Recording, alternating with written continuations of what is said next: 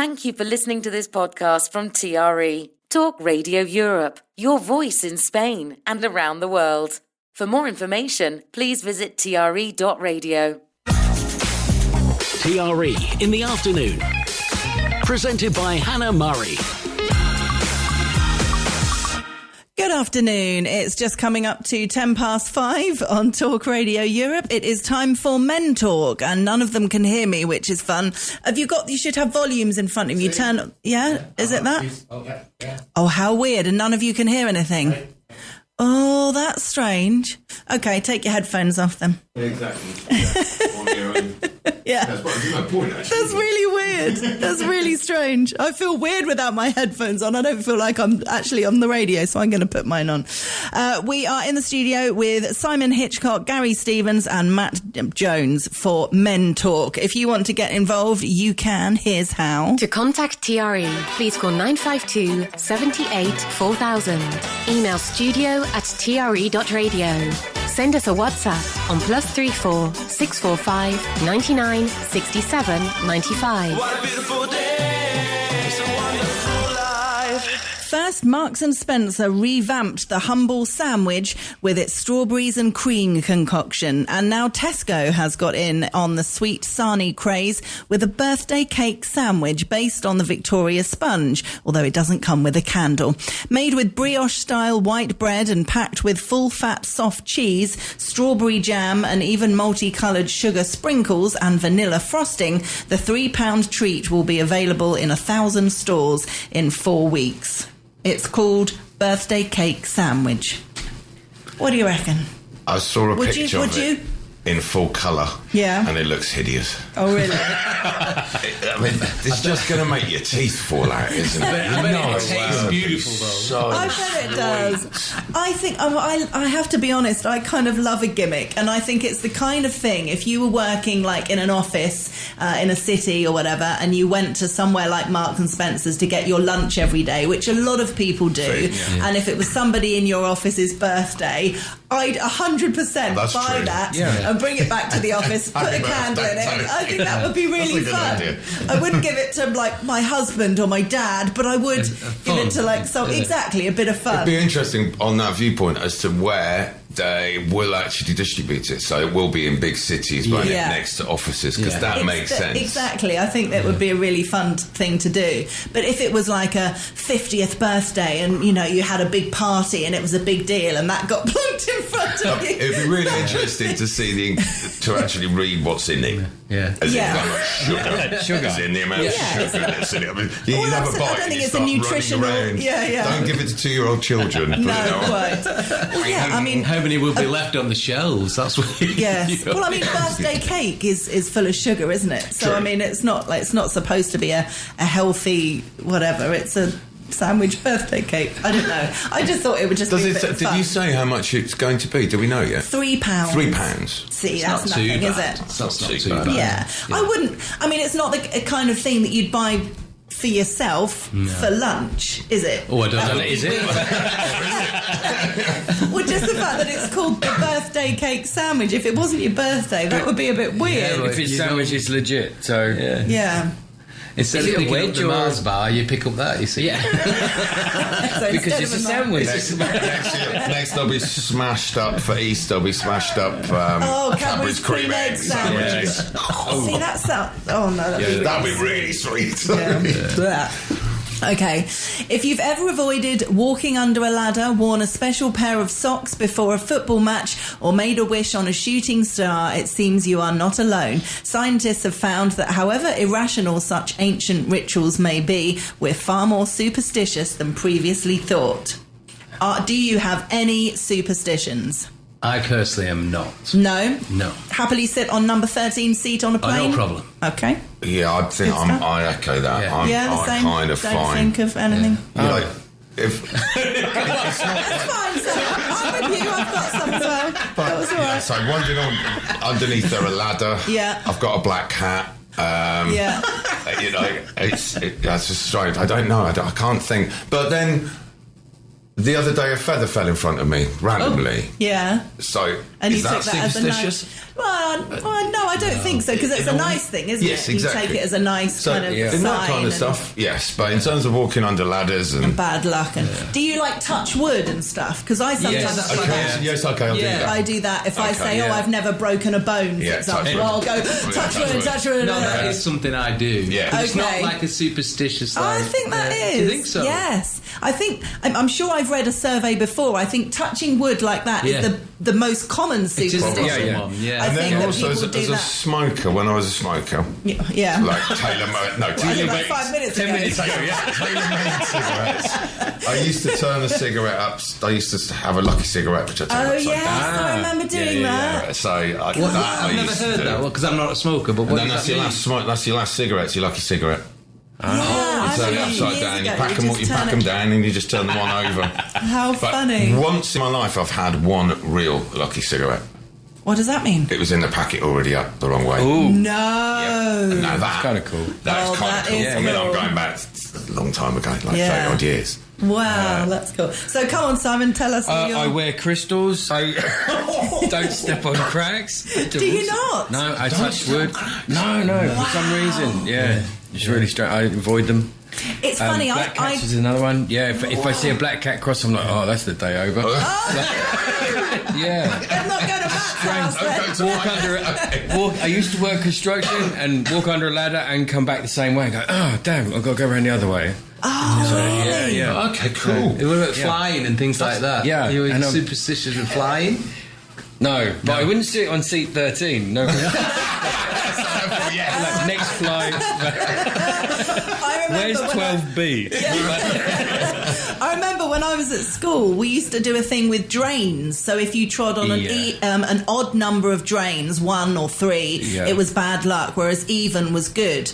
And I think about that every single time I walk on a drain. No. But I don't still follow. Compensate Yeah, it, yeah. exactly. So I'll walk on one drain and just kind of smile to myself. Whoop, one drain. You know, I don't actually do it anymore, but I remember it every single time. It's right there in my head. There's so many of them. That's Yeah. the problem. It's like, you spill the salt. You're supposed to shove it over your left shoulder or whatever. And there's so many. Yeah. Your life is constricted. Exactly. I It can't can remember be a- exactly, but Friday the 13th somehow has been twisted in history into becoming an unlucky day. Correct. Yeah, thank you. And I don't know the history, I don't but know you the are reason right. either, but it's you been- are yeah. right, though, And definitely. do you know what the fear of 30, the number 13 is? Okay. The word for it?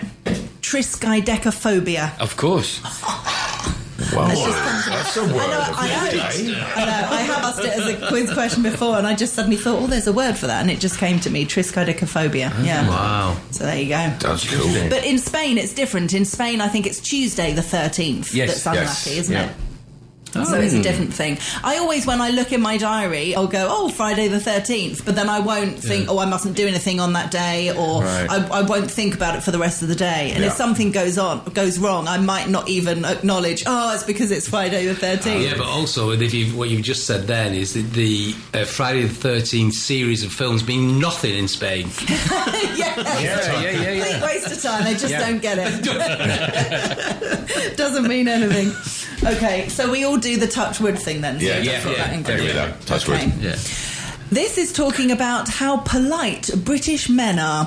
When it comes to interacting with others, most of us might think that women are more polite than men. But a study has found the opposite to be true, for the surprising reason that men tend to use the word mate more often. It was all to do with analysing language, this survey, and because guys say mate a lot more, it cheers, came out mate. as them being more Thanks, mate. polite. Cheers, mate. Yeah.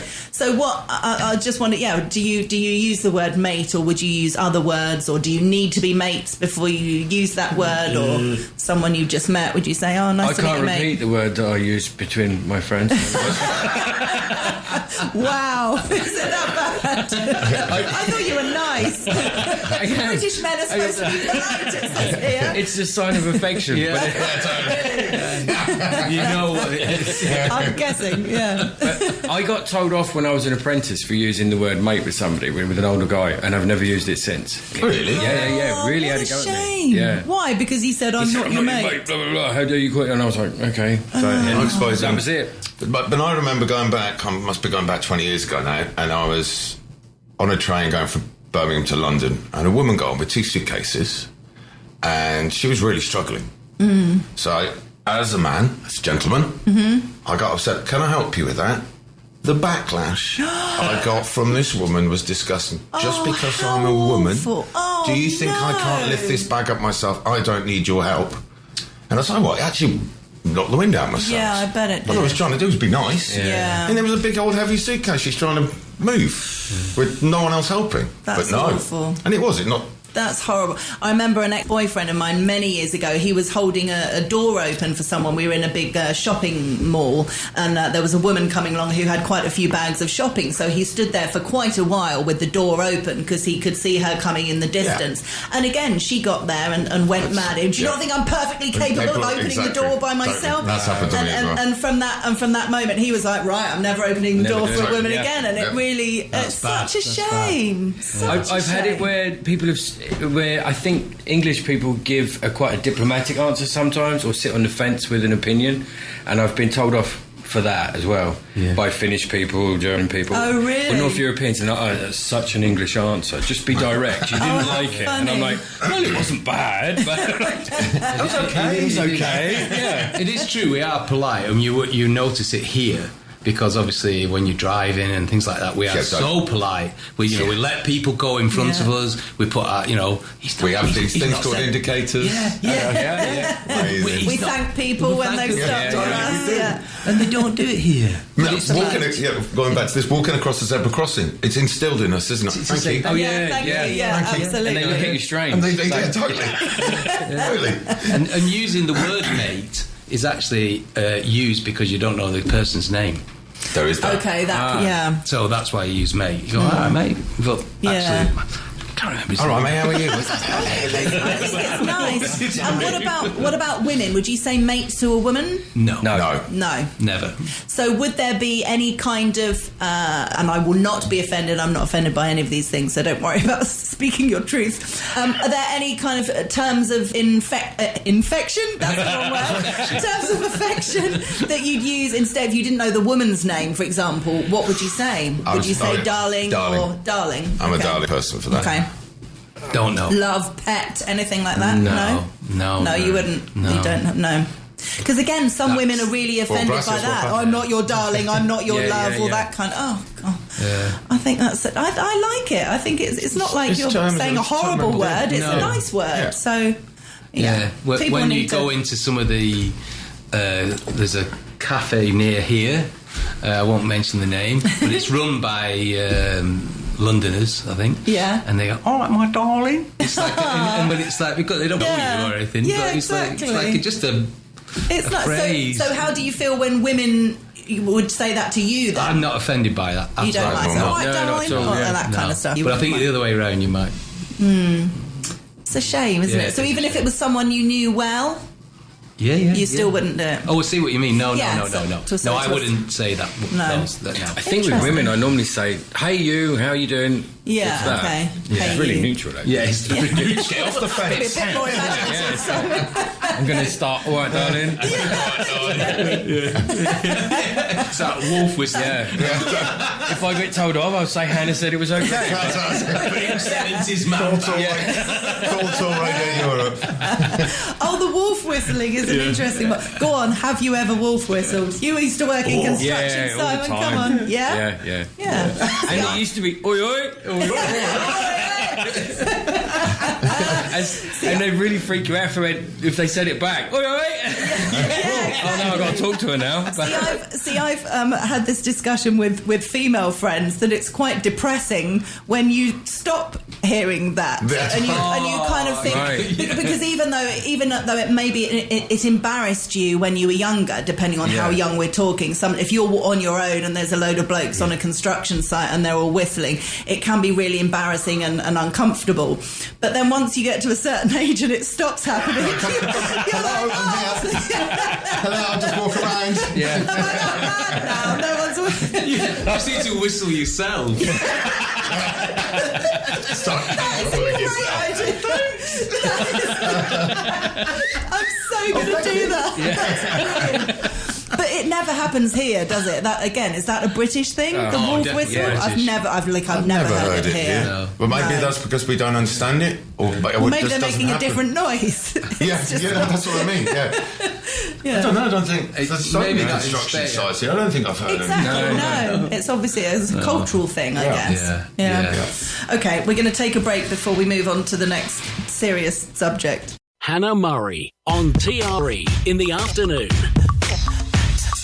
Good afternoon. You are listening to Men Talk with me in the studio today, Simon Hitchcock, Gary Stevens and Matt Jones. So this is an article we talked about last week on Women Talk, but I wanted to get your opinion on Bonnie Blue. So she achieved notoriety and a reported £2 million a month by filming herself having sex with over 1,000 men. She insists that she's a new kind of feminist, but her many critics accuse her of promoting rape culture. There was a Channel 4 documentary, which I haven't seen, but she was standing outside universities saying, "Uni students, bonk me and let me film it." I mean, she was actively going out there asking for this to happen. And yeah, she's made an awful lot of money. Apparently when it was happening, there were queues of men around the corner who were literally going in, doing the business, being filmed, and then the next one would go in. She's clearly a looker. What a strange comment. Yes, she is actually. She's beautiful. She is pretty. She is stunning, yeah. How do we feel about this? There would be a queue of men. How do we reply to this without getting... She claims she's what? You can honestly say, no, she's a feminist, because she's sort of think saying, she's taking control and it's all at her terms. And, and her ex-husband and her family, apparently, her parents are kind of managing the situation. They're all like involved. So it's like a... Yes, it's totally. very bizarre. I do actually want to see this. It was on Dispatches, wasn't it, on Channel 4? I haven't seen it yet. But... Yeah, I mean, what would you say if your friend was doing it, or if your daughter wanted check to, yourself all before that you kind wreck of yourself, stuff. basically. I think it's just... So it's not a kind of... But then what's happened is then there's been spin-offs of other ladies wanted to get involved and... Thinking it's an easy way to make money. It's clearly because of the money, though, isn't it? Doing it for a different challenge, if that makes sense. The bit I don't get is, okay, you want to do that, fine, that's up to you. We can label it as, I don't know, self-abuse or whatever, but why then try to push yourself as some kind of spokesperson for the empowerment of women? You did what you did, you made some money, happy for you. Well, I suppose she's trying to put a positive spin on it and make herself feel good about it, that it's a really positive thing. Which is kind of the inverse of... Yeah. I mean, there's so many questions, obviously, here, isn't there? I mean, for want of a better word, it is prostitution. She's selling her body for money. Yep. And something I said last week is if you choose to do that, then this and having your... family and ex-husband or whatever or ex-boyfriend involved kind of controlling the situation is far better than going out on a street and getting in a car with goodness knows who and going somewhere, and that's dangerous. There's obviously horrible maybe things she's that happen. superstitious. Sorry? Maybe she's superstitious. Yes. She likes to touch a lot of wood. Very good. Very good, yeah. Wow. That's very good. There's a slight difference, really, between the two that you've just said, though, between the fact that there's a view that she's a prostitute, or you should maybe not look at it like that. You maybe should look at it that she's a porn star. Yeah, because a businesswoman. Businesswoman. There must be an awful lot of the same type of people who just do that, what she's doing, for big corporations who construct the whole set and everything. Yeah, absolutely. So in a way, that's it's probably more the that. label Yeah, you're right. rather than prostitution. Yeah, it's more pornography, I suppose. The fact that she's filmed it so other people can see it. Yeah, I suppose. It's worrying, I think, on so many levels. The fact that other girls will, OnlyFans has taken off. Well, now, because of this, someone's doing a different challenge because she's had sex with 1,000 men in that style. Okay, so I'm trying to be really careful the way I word this. Other people another are lady performing said, different I can do services. different services Okay. for different areas. Yeah. It's the best way of just trying to describe it without Well done. It's well done. You got what you meant without you saying it, so it worked perfectly. But yeah, that's the thing. It's the copycats, isn't it? Yeah. It's people that go, it's an easy way to make money. Because I didn't hear the show, I'm sorry for that. What did the women think of it? I mean, very similar to what I'm saying. You know, they all said it's not. What would one of their first reactions was, what would their parents think? Their parents were involved, but if she went on to have children, what would her children think growing up and learning about what mummy did? And the fact that they can view it as well. Exactly. Very scary. Exactly. Maybe I've got a biased view. I mean, I've worked with a lot of porn stars and high class. You need to explain what you do. I'm a psychotherapist, and I run a wellness clinic as well. So and these people make a lot of money, and then when they come to us, they're extremely ill and mentally broken. Wow. Yeah. So it's and often there's a history of trauma in there from before and abuse. Sometimes there are personality disorders going in it as well. So it's kind of like, okay, if you're empowered because you made a lot of money and you played a good game, and again, I worked with escorts who have said, I had a 5-year plan and I was going to buy myself a house, my family a house, blah, blah, blah. And it's like, okay, that's good and great for you, but it's when it starts to tip over this far, it's yeah, I don't know. How are you a spokesperson for the empowerment of women? Yeah. True. Yeah, or even men. Yeah. And I mean, that's a sorry state of affairs as well.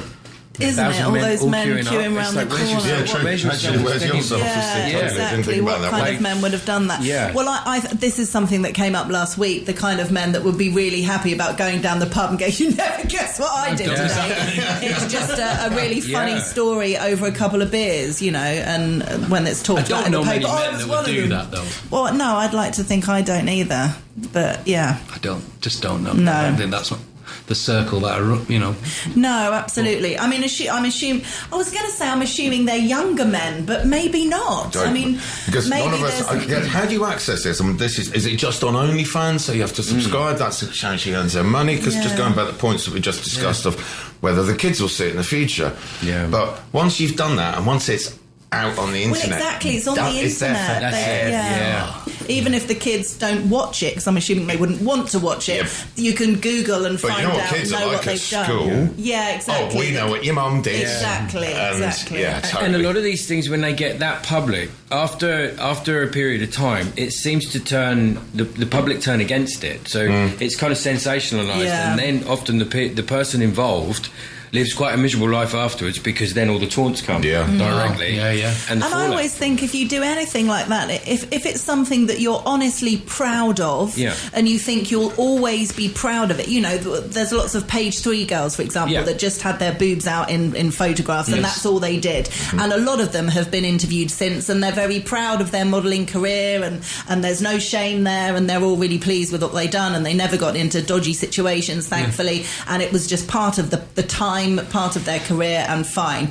But then others regret doing it. So you really need to think about the kind of person that you are, what your future could look like. And I just can't see that in a few years' time she's going to be proud of it. Well, that's an interesting perspective which I never thought of before. Because I imagine there's a lot of regret there. With a lot of these choices. It'll probably get covered up with denial, and then this you know, I have to be something else in order to cope with the shame and the guilt, and to justify what I've done. Yeah, absolutely. Okay, we better take another ad break. Hannah Murray, TRE in the afternoon. Good afternoon. You're listening to Men Talk. With me in the studio today is Simon Hitchcock, Gary Stevens and Matt Jones. On to something completely different. Car journeys. 1 in 3 drivers have had a near miss thanks to children having a meltdown in the back seat, or asking the familiar question, are we nearly there yet? A poll found the top distractions for parents include bickering siblings, screaming, and a barrage of questions. And I just remember loving car journeys when I was younger with my parents, because we always played games. Wow. There was, you like looking at the number plate, trying to make words, like one word out of the 3 letters in order, or more like when you've got the letters EFT, you can say elephant fancies Trevor. I don't know, but don't- trying to make 3 words, trying to make a sentence out of For them. me, it's or- like, it reminds me, because growing up in Birmingham or Wolverhampton, and then, the summer holidays, we used to go down to Burnham-on-Sea in Somerset, so down the M5. Right, yeah. Mum would we'd have our little lunches in little Tupperware boxes. And you're travelling down. I can't read a comic in the car because I'm sick. I can't read in the car. look Don't down. read, Matthew, you're going to make yourself sick. I want to read the Beano. It's no. yeah, I have very fond memories. Yeah, we used to make same. stuff up. And I Spy or Spot the Red Cars or all the... it's when I learnt about capital cities. My dad used to test me on capital cities of all the countries in the world. So from a very young age, I was learning all the different capital cities, and that was always done in car journeys and stuff. So, great So now fun. it's not. It's just a screen on the back of the seat Yeah. or an iPad on the lap. And no wonder they're getting annoyed. Yeah. And then they're frustrated because he wants it, she wants, and then exactly. the argument in the back seat. So this is the problem? Is that they're fighting in the back seat? You're turning around to stop them, and the car's up a hedge. Yeah. The only things we'd fight about is the music to put on. Yes. Sometimes what cassette tape Classic was going music. in. Yeah, because you'd have different tastes. Oh my god! I remember actually listening to my Walkman. It was Michael Jackson's Bad, and I remember listening to it on loop over and over again. And we were driving through the Pyrenees, and my mum and dad were like, "Look, Hannah, look the mountains. There's snow on the mountains." And I'm just sat there singing along to Liberian Girl, not caring whatsoever, missing all this amazing scenery because I was more into Michael Jackson. But I think that's. I haven't had the experience of being a parent and with annoying children in the back myself, but trying to engage the kids into games.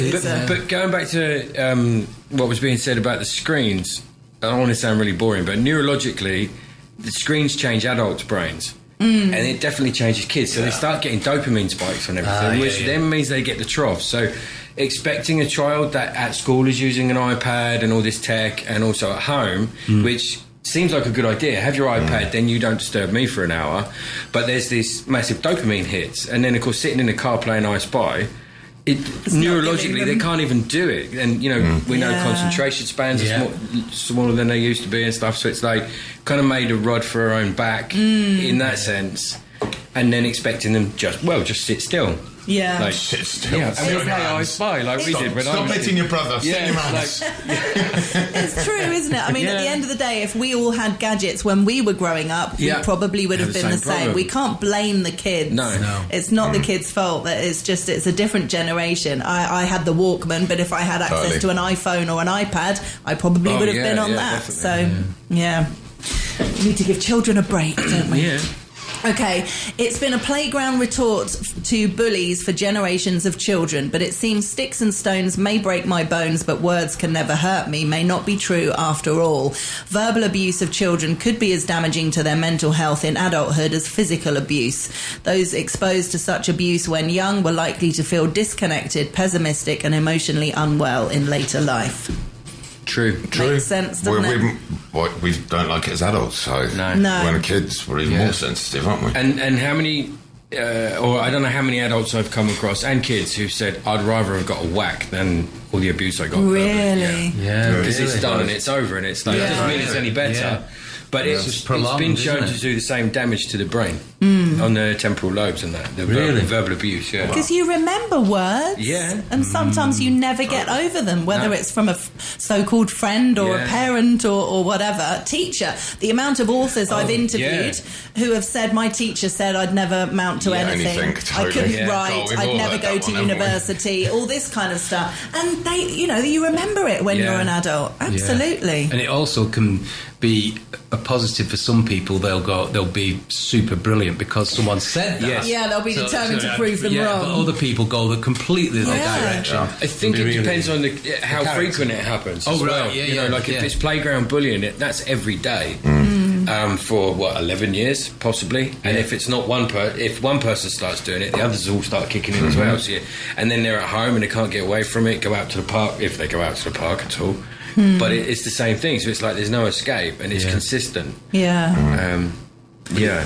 Kids Not can good. be so mean, can't Yeah, they? so mean, And they don't yeah. realise the effect of it. It's just easy to get caught up in the moment. If the popular kids, if they're being mean, it's easy for kids to get caught up and join in, as opposed to say, "Don't say that. That's mean." You stand out then, don't you? And you run a risk yourself. Yeah. It takes So- quite the child to It's really stand weird, up to actually. I've been bullies. thinking about this. When I was at primary school, so I'm going back, I'm 51, so I'm going back 1980, say. There was a guy called Jonathan Webb, and it wasn't his fault, but he smelt. Okay, and Yeah. all of us, we can laugh about it, Yeah. but I can still remember Jonathan Webb now getting Yeah. upset. I still know his bloody name. I don't know anyone Yeah. else from primary school. But I you remember remember it. Jonathan Webb. Mm. And it's really weird. And everyone used to do it at school because he did smell. Yeah. But it wasn't his fault. And we had to do a it's school terrible, assembly all isn't it? about it. I did just about smelling. No, about... It's Bullying. not about... He got Hygiene. taken out of school about hygiene. They did Okay. it. And I still remember that from when a kid. Gosh. Poor Like the kid. character out of Snoopy and Charlie Brown with the flies that are. Yeah, Yeah, exactly. Yeah, totally. Yeah, exactly. But I mean, that's because that's the parents, Yeah. isn't it? That's the parents not making sure that he's washing Totally. and all that kind of stuff. So Totally. that proves that he didn't come from a good home, Yeah. which Yeah. is really sad. Well, you don't but as think a kid, that as you kids. don't think anything. No, you don't even think about that. Not at all. You don't. He just smells. Yeah, totally. Sorry, Jonathan dear. Webb, wherever you are. I wonder if you remember your name. Totally. But it's interesting that you said that, Simon. That a lot of people have said that they sort of wish they were hit as opposed Yeah. to all the verbal Yeah. abuse. Yeah. Sad. And it's amazing. It is amazing what people remember. And I've had it in the therapy room as well, where someone like in their 60s said, we went to a school reunion, and I told this girl, "Do you remember when you did this, and this?" And she said the response was like, "No, I don't even know who you are. I can't remember you as a kid." She was like, 40 years this has been sitting with me, this what you did, and you tortured me. And she's like, "You couldn't even remember who I was."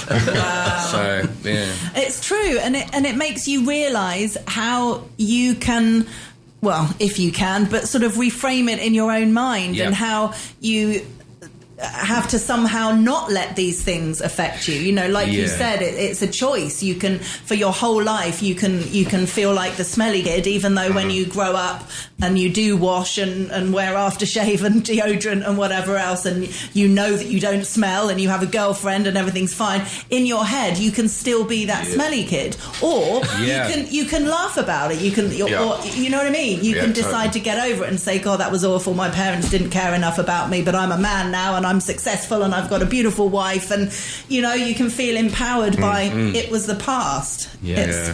But it's easy for some and not for others, isn't it? Yeah. Very true. Which is where therapists come in. Keeps you in work side. Exactly.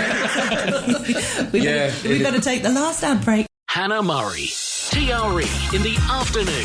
Good afternoon. You're listening to the last part of today's Men Talk with Simon Hitchcock, Gary Stevens and Matt Jones. So the headline for this article reads, "Why I'm not going on holiday with my husband this summer or ever again. And all my friends feel the same about their Victor Meldrew spouses." So there's advice at the bottom that says 7 tips to save your marriage to a misery guts. And it's really interesting, and I'm assuming maybe in therapy, Simon, Right. this might have come up. The idea of being married to someone or being in a relationship with someone. It could be the woman. It's not always going to be the man, but in this article, it's the men. Who's just moaning all the time and seeing Yeah. the negative in something all the time, and how you're supposed to live and cope with that and go on holiday with someone who's a misery guts. I guess don't. Get divorced. Is Yeah, kind Go of for the lots of easy yeah. walks answer. by yourself. But it's an interesting one that must come up. Yeah, it does come up, and it's. I don't know what to say to it. Well, I mean, one there's of the- deeper roots to it. That's the thing. Yeah. If someone's constantly feeling negative, saying negative things, normally there's something going on for them, which is deeper. Yeah. In terms of they're not happy with their life anyway. Maybe they feel like a failure. Maybe they're resentful. Maybe they feel they didn't get certain opportunities. Maybe they're even envious of their spouse. and their spouse's kind of success, achievements, general attitude, which might be positive, makes them feel even worse. Yeah. Wow. And so they play it even more. But it's kind of if you really want to sort it out, you've got to make a mental adjustment. You have to start learning how to reframe things. Because if you start seeing everything negative, or what you do is you give yourself a negative bias, and neurologically it does something as well. So it's the same as if you're looking for a yellow car, and you start seeing yellow cars everywhere. It's the same with the way you think. If everything is a little bit grey and dull, everything starts looking a bit grey and dull, if that's how you want to see the world. So you have to start, if you go to therapy to deal with it, how I deal with it in therapy, it's reframing all the time. Yeah. Changing the words you use, changing your outlook. It's where gratitude practice becomes a real thing, because you're actually reframing your day. You're going to be so busy after this, Sam. I am, aren't I? Please leave your number. Sorry. But the issue is, you're talking there as if the person who's the grumpy guts is going for help. And what can often happen is they don't think they have a problem. Yeah, They're totally fine. Yeah. It's the spouse that's saying, cheer and then up, we get you're back miserable. to either accept them the way they are, and stop moaning about it, and you do your things, or leave. Yeah, exactly. I mean, this is one of the last piece of advice is decide what you can and can't live with, and you just need and to what be you honest. can do together with. Yeah. Exactly. Is that if you're miserable with someone who's miserable, if they make you miserable, do you want to feel like that for the next 20, 30 years? And if not, then do something about it.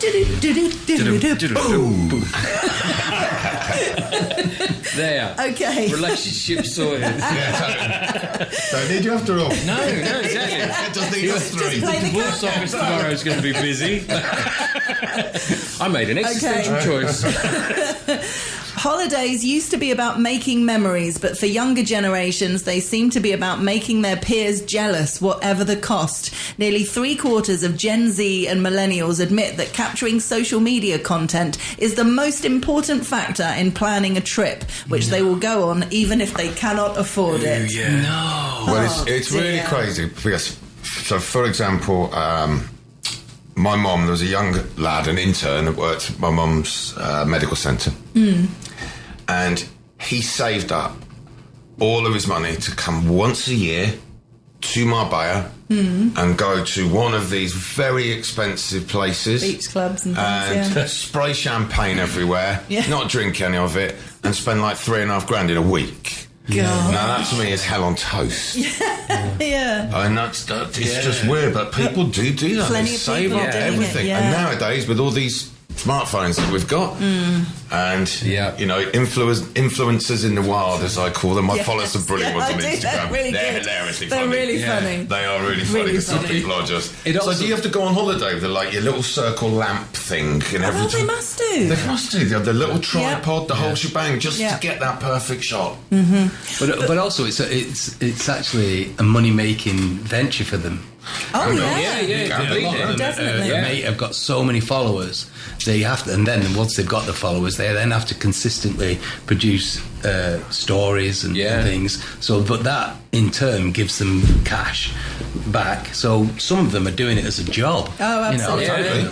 But So one of the things I find weird is when they post these influencers, when they post a set of photos on Instagram about their holiday in Greece or something, and I'll go, oh, I love Greece, and I'll go to look at the pictures. Couldn't tell it's Greece at all. It's just them in the same outfit 5 times in the same place in front of a door doing different poses, and I'm like, I want to see Greece. Or one posted photos at a Kylie Minogue concert recently, and I was like, oh great, I'm going to see Kylie soon. Let's have a look. No videos of Kylie, no picture, just them posing with their outfit and their drink in a crowd of people. We're going off on a bit of a tangent with this, but I went to a concert recently, and am I sounding like a grumpy old man now? Because I cannot stand people now who watch the concert. You're never going to see it live ever again. What's the point in holding your phone up? Most people then look at their phone because it's habit, isn't it? You look at your phone to make sure that you're recording. Just embrace this live concert that you're at. I mean, this one, they were I do a just little bit of everywhere. that, I These must fines are- admit. Yeah, I do I was a gonna say, little I bit. can do A that. little bit. Yeah, It's but okay, not the just- whole night. But not I like, check I've got the angle right and then continue Yeah, watching. exactly. No, excuse me. I'm sorry, mate. Sorry, excuse me. Yeah. Can you put your hand down, please, mate? I can't see. Probably never that's even going to annoying. ever watch that video. No. That's the other thing as well. And if you wanted to watch it's like going to a football match and actually videoing some of the football. When you get home, you can put it on the telly, and Sky have done the best coverage ever. That's a little tiny phone. Yeah. I saw a guy last night. I was paddleboarding last night, and there was a guy. I was out for about an hour and a half, and he was on his board for an hour and a half, lying down in different positions with his phone. Probably doing the same thing. Probably saved all his money up to go to Fuengirola, and he's like, he was. You can't see his filming radio, himself, but yeah. completely the whole time. And I was like, I was going up and down, and there's several people who started to look and laugh and kind of go, Yeah, so "Are it you wasn't going to actually do paddleboarding anything?" at all, yeah. yeah, because it must be a headshot with a paddleboard behind, and then Yeah. in the distance a beach. Like, Yeah, totally. Must Yeah. get that in. Oh, look at that bug. yeah. Well, I remember a few years ago, friends of mine, we went to a beach club, not a really expensive one and spraying champagne or anything like that, but there was lots of younger people there, and they don't dance. All in their 20s, they're filming themselves allegedly having a good time. Yeah. And my friends and I, we're all in our like 40s and 50s. There was a great song from the 90s that came on. So we're yes. dancing and having a Yeah. great time. And they started filming us. Like we were like crazy middle-aged women having a good time. Because that's what having a good time is. Yeah, it was so weird. They don't understand it. So weird, I've never known it so much here. Going to a restaurant and then suddenly you'll be, having a nice meal, and then suddenly you look to your right and there's a couple just videoing themselves having a meal. What is that about? Yeah. And then no, turn this way so we can see the sea in the background. You're having a meal. But again, it could be for money. Yes, they that's could absolutely true. be That's true. influencers, and all those things are key. I can aren't they, understand if the suppose? restaurant had employed them to do it, Yes. to say, "Can you come and do this?" Yeah. Well, they might be getting a free meal or something. Maybe. Yeah. I have to say, we did it last Friday with the San Pedro guide. A restaurant has come on the San Pedro guide, so we went out for dinner. So we had to take photos of everyone's food because that was a proper thing. And we were like, guys, before you eat, do you mind if we just take photos of all the food? So we were doing exactly that. Yeah. Exactly. It can happen. We have less than 2 minutes left. And this is a nice one to end on. Why joy really is the secret to a longer, healthier life, by a leading scientist who spent 35 years researching how to survive and thrive in old age. This, going back to basics, it's all about kind of finding the joy in things and finding the excitement in life. I saw something the other day about the importance of always being excited about something in the future, whether it's having a cup of tea with a friend, whether it's going to a quiz, whether it's going to the beach, whether it's going on holiday, all these little things. Yeah. It doesn't matter how big or small they are. But always having something to be excited about. A packed agenda is what you need, isn't it? With lots of things. It could to be look getting home forward to read a book. Yeah. It doesn't have to be big, extravagant. So, can't wait to get home. I'm going to lay on the sofa and read my book. Yeah. That can be something to be excited about. Yeah. And even if you don't live a long life, if you live a joyful life, you've had a good time. Yes. So Exactly. Correct. I think we can easily spend too much time worrying about the future. And Yeah, if I had for more sure. money, I'd do this. If I had more time, I'd do Yeah. this. Live for as the day. opposed, Definitely, yeah. Yeah, so absolutely. important. Lovely message to end on. Thank you guys very Thank much you. Thank for you. coming in today. Thank you to Thank you. Simon, Gary and Matt. You're welcome. Awesome. And coming up next is me, actually. It's the... If you're not fed up with my voice over the last 2 hours, I'm on for another 2 hours with the book show, and that's going to be the case throughout August, because Howard isn't with us throughout August. So yes, the next 2 hours is the book show with some fascinating guests. Enjoy. You've been listening to a TRE production. If you've enjoyed this programme, there'll be another episode waiting for you next week, right here on this platform, where you can also access our extensive back catalogue of shows and interviews. For more information on our live programming, social media channels and apps, and how to contact Talk Radio Europe, please visit tre.radio.